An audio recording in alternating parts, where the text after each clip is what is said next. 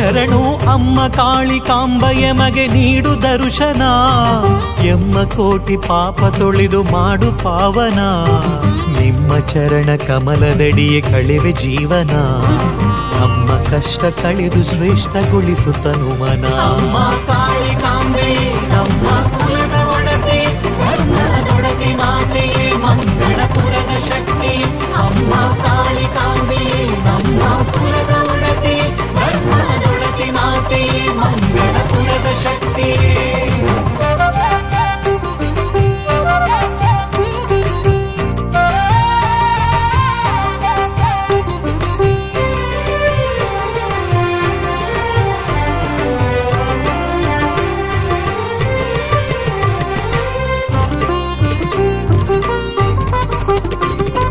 Vishwakarma ಕುಲದೇವಿ ಲೋಕದೊಡತಿಯ